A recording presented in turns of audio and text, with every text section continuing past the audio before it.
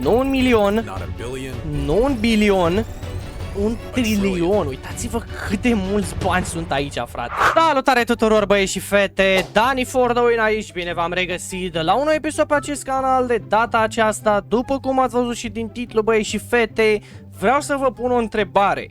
Puteți să cheltuiți 1 trilion de dolari?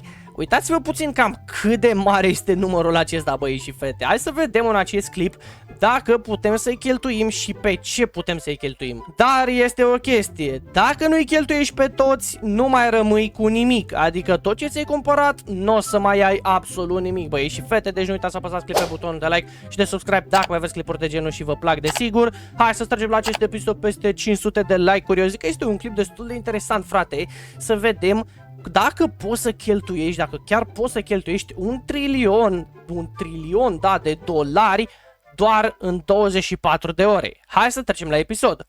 Bun, este un clip în engleză, băieți și fete, dar am pus subtitrări în română, deci hai să vedem, frate. Nu 1 milion, nu 1 bilion, 1 trilion. Uitați-vă cât de mulți bani sunt aici, frate. Și hai să vedem. Ia. Trebuie să-i cheltuim pe toți în următoarele 24 de ore. Sau pierdem toți. Chiar trebuie să fie easy, da, chiar trebuie să fie ușor, sincer. Ok. Îi cumpărăm un Lamborghini, un Ferrari, un McLaren.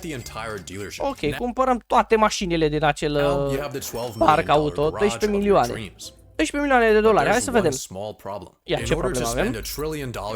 Oh my god, uitați-vă puțin, frate, bă, deci uitați-vă puțin. Așa, haide, arată, deci uitați-vă puțin. Am cumpărat toate supercarurile, toate mașinile, băieți și fete, și uitați-vă cât de puțin bani am cheltuit. Adică, practic, avem bani infiniți, dacă stau să o luăm așa. Deci, hai să vedem, chiar sunt curios. Mamă, trebuie să cumperi în fiecare... Ok. Trebuie să gândim mai măreți, ok.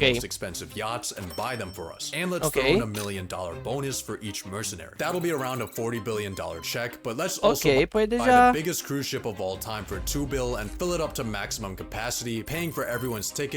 Păi deja am cheltuit deja o grămadă de bani, nu? Mă, cumpărăm toate astea de NBA, frate. Snoop Dogg, Katy Perry, Justin Bieber and Beyoncé to perform for us before sending them off to the International Space Station on a SpaceX rocket that costs 55 million per passenger. Now that you're hanging with rich people, you need a status symbol. You could buy the world's most expensive art piece for $500 million, but why would you do that when you could just buy the entire Metropolitan Museum? Și să mai cumpărăm tot muzeul până la urmă, nu? Că avem o grămadă de bani. Transaction failed. Yeah, de ce? There's no way we're already out of money. Yeah, we still have 800 billion. Ok, deci încă avem bani, frate. The Metropolitan Museum is an educational institution whose assets are nu putem held să for cumpărăm public benefit and muzeul. are not owned by... You know what? Forget about the Met.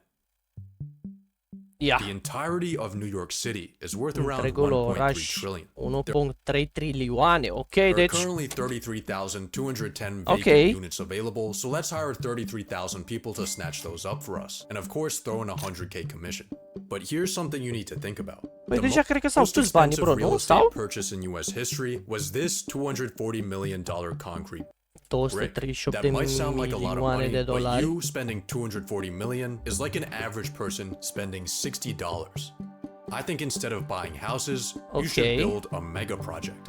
The sky is truly your limit. Păi și avem timp să construim, că avem 24 de ore, nu? If there's people in the way, buy them out with your pocket change. Or maybe try the Saudi Arabia method and relocate them into a graveyard.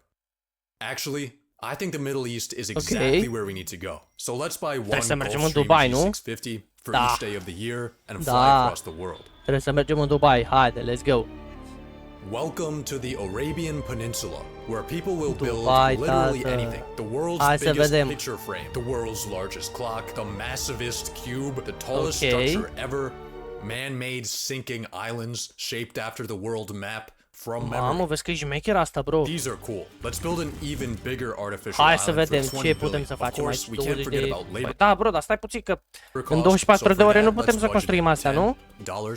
Then let's buy every single one of those mega projects I just showed you for a total donation of $101,292,010. Uitați-vă câte multe am cumpărat, bro. Am cumpărat Burj Khalifa, am cumpărat toate astea și uitați-vă câți bani mai avem, frate. Adică, bro, îți dai să ai bani ăștia gen în viața reală, să ai un card așa infinit, frate.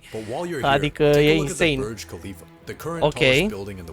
Burj Khalifa. If you were to stack $1 bills to the very top, the tower would be worth $7.58 million. You still need to spend 87,000 times that. A stack so high it would go past the International Space Station. If you ever want to spend this money, you need to stop thinking in real estate and start thinking in 51st state. Do you see where I'm going with this? Buy a country. In 2010, the country of Liechtenstein put itself on Airbnb at 70 grand a night. This is literally nothing. You can't be looking at countries hoeing themselves out for pennies. You need the ultimate prize. Yeah. Somewhere cooler. Cumpărăm o țară, frate, fii atent. Strategic. Let's buy Greenland. Based on the market price of its mineral reserves, the world's biggest island has a price tag of around 200 billion. 200 We de can afford bilioane. it, but there's one small thing in our way. During Trump's first term, when he proposed the conquest of Greenland, the country dismissed the idea as completely ridiculous and firmly stated that Greenland is not for sale. Corect, deci nu putem să cumpărăm țara. Let's buy an F-35 for $80 million. De ce să cumperi? 2 F-35s. 3, 10, De ce să 2 aircraft carriers, 3 destroyer astea, ships, bro, 1 ballistic missile bă, stai bă că nu ne ducem la război, bă, de ce cumpărăm toate astea? 57,000 Blackwater soldiers, one for every citizen of Greenland. Now we have a $50 billion makeshift military, and it looks like Greenland's for sale after all. De ce, bă, că nu ne ducem la By this point in your război? trillionaire spending spree, people are starting to take notice.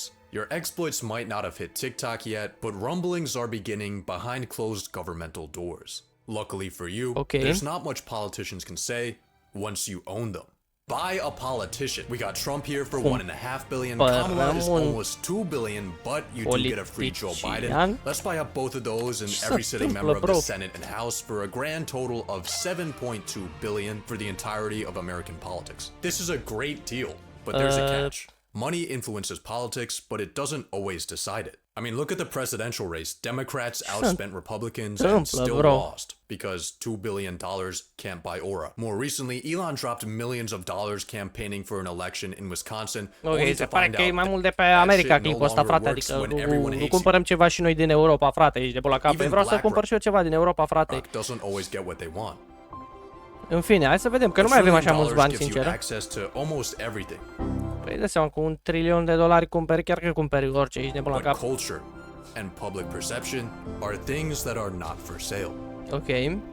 Just kidding. Let's buy every single media company. The Washington Post, Time Cumpărăm Magazine, acum ce? Păi a glumit puțin așa, cumpărăm toate, ești nebun la cap. Comcast, Fox. Global ad spend for an entire year is around 1 trillion. That averages to $3 billion a day. So let's run 1 week straight of propaganda and we should be good. But if you're still getting heat, there's one final method you can use. A donation a day keeps the guillotine away. It's time for philanthropy. There are a lot of causes to choose from, but you should start off with the people most in need. The US government. America is currently $36 trillion broker than a homeless person. That number is increasing by $2 trillion a year. Luckily, we now have you. $220 billion honestly isn't going to do much, but it's definitely going to help. Chiar nu face Assuming, nimic, of course, that the US government efficiently manages a $250 billion cash injection. You might be wondering how you're going to send the money. And the answer is pay.gov, an official website where you can make donations to the US government. Bro, deci nu pot să cred de ce ai donat către guvern, bro? Chiar există așa ceva, frate? So let's just enter in your $220 billion right here and well, turns out the maximum amount the Treasury accepts is only $1 million. $1 milion, ok. Păi facem tranzacția asta de 100.000 de ori. A bag of screws from Lockheed Martin. Maybe your money will put a bigger dent into medical debt. See, unlike the government, broke people dying of cancer aren't allowed to print more money to pay off their crippling obligations. Instead, their unpaid debts get sold off to collections for pennies on the dollar. But because of this discount, charities like Undo Medical Debt can erase $100 worth of debt for every $1 donation they receive. And with that ratio, you could wipe out all the medical debt in the US for just $2.2 billion. But what about world hunger? The UN estimated it would take 40 billion each year to end world hunger by 2030. 4 miliarde. Păi avem, frate, hai să dăm. Next, how about we help out malnourished and starving college students? Student loan debt in the US totals 1.777 trillion, with the Păi, government loaning out 87.2 billion a De unde year. atâția bani? Că n-avem atâția But bani. before we try to attack this, there's a Sau? slight problem. Once universities catch wind that trillionaire Jesus is bailing out their victims, they'll probably just jack up their prices. On top of that, paying off loans might be seen as unfair to older generations who had to pay their way through college and pick themselves up by their bootstraps. Turns out philanthropy isn't as easy as it seems. It's not easy. Building Amazon was not easy. Philanthropy is very similar. It's really hard. I agree with Jeff here. Let's just buy another $500 million yacht. Hai să ne mai, da, ce să mai donăm, frate? Hai să ne luăm un iaht, că după aia dacă donăm așa să supără lumea, știi? Hai să ne mai luăm un iaht, nu? Philanthropy for today. Ok, și încă mai You still avem have 60 billion left. 60 de miliarde de I dolari. think I know how to spend it. Ia să It vedem. might be semi-cheating, but hear me out. Ok. 37% of Americans can't afford an unexpected purchase over $400. Being a trillionaire, your passive income earns you $400 every 0.126 seconds. The median net worth under 35 is $39,000. As a trillionaire, you could exchange your toilet paper with rolls of $39,000 bills for your entire lifetime, and it wouldn't put a dent in your finances. $1 trillion gives you horizons incomprehensible to the normal paycheck to paycheck living human. After your spending spree, you still have so much money left that it gives you too many options. You could launch space programs, clean up the ocean, fund institutions. 24 hours just isn't enough time for this much fun. So let's buy more time. Cumpărăm timp. Make yourself a trust and safely store your money in it. Now, all of those humanity-shifting endeavors, you can sleep on them. On the world's most expensive bed. Ok, ne cumpărăm un pat, cel mai scump pat din toată lumea, frate. Ok. Ok, băi și fete. Bă, un clip destul de interesant. Sincer, mie mi-a plăcut, gen. Bine, e mai mult pe partea asta de America, de chestii, pentru că na, sunt dolari și chestii. Dar, bă, mie mi-a plăcut, băi și fete. Dacă v-a plăcut și vouă, vreau să-mi scrieți în comentarii pe ce ați cheltui voi $1 trilion. Adică ați văzut cât de greu se cheltuie $1 trilion, băi și fete. Vreau să-mi scrieți în comentarii pe ce ați cheltui voi $1 trilion. Eu, sincer, nu știu, și asta e chestia, că trebuie să cheltuiești în 24 de ore, frate.